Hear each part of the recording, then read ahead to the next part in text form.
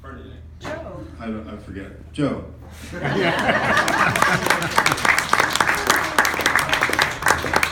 It's all right. My last name's not important. How about one more half for Bob, everybody? So, before the show started, I was trying to figure out why they had this chair up here. And then Wendy came on stage. Needless to say, I figured it out. I'm not going to lie to you guys. Midgets make me uncomfortable for the obvious reason. I'm always afraid I'm going to step on them. I hate the expression, go big or go home, because, well, they've kind of taken my choice out of the equation.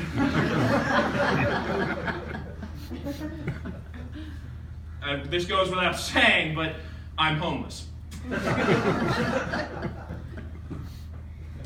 I have finally figured out what's going on with the Republican presidential race. A stroke of genius, I figured it out. It's not actually a presidential race. It's a reality show.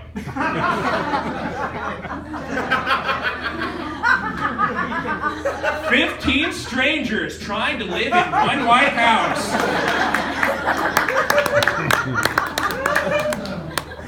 Every week we get together for debates, and someone's getting voted off.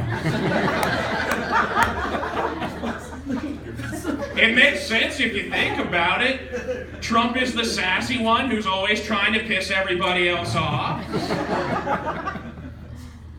Jeb is the guy who had a family member on the show before, and he's trying to say, no, I'm not like him.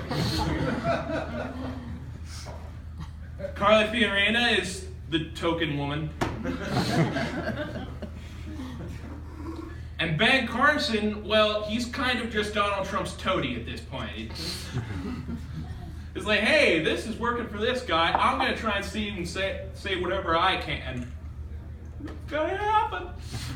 It's entertaining. Tune in every week on VH1. I love people who criticize NASCAR for being undignified. You know why? Because those are all the same people who go to horse races. It's like, yes, watching cars drive around in a circle is completely juvenile and barbaric. Now come, everyone, let's go watch horses run around in a circle, because that's culture. They have made pot cologne. Has anyone heard about this? What? They have made pot cologne for that person who doesn't get high, but you want to smell like you do. Because when you get pulled over, you just want to confuse the hell out of the cop.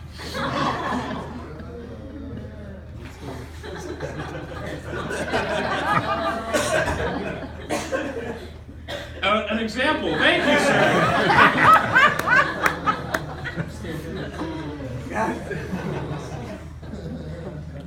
I figured out that being high is the only way you could possibly enjoy the sport of golf.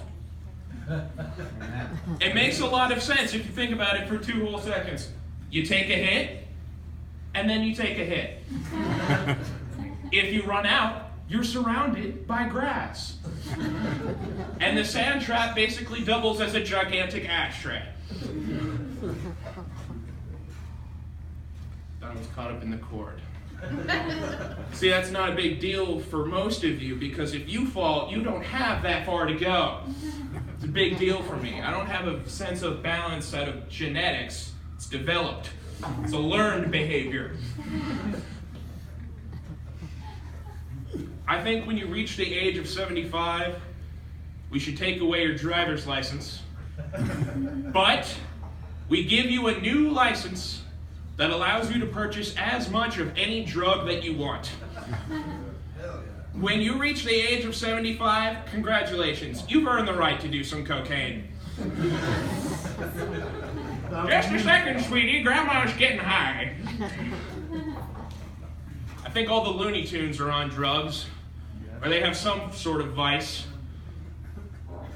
Like the Roadrunner is on meth. Nobody runs that fast. Elmer Fudd, it's definitely the pothead.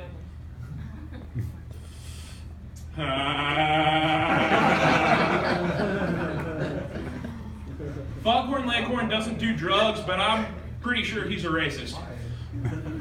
I say, we don't like your kind around here, boy. And Wile E. Coyote, he's just unlucky. If I were Wile E. Coyote, after the third time one of those Acme rockets blew up in my face, I would sue Acme, and then I would use the money from the out-of-court settlement to hire a team of private mercenaries to kill the Roadrunner for me. Problem solved.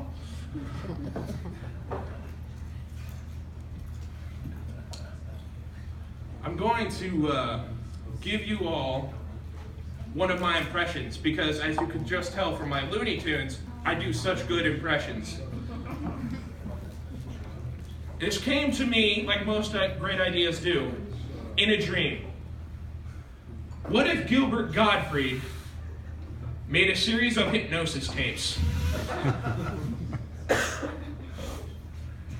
I want you to breathe deeply.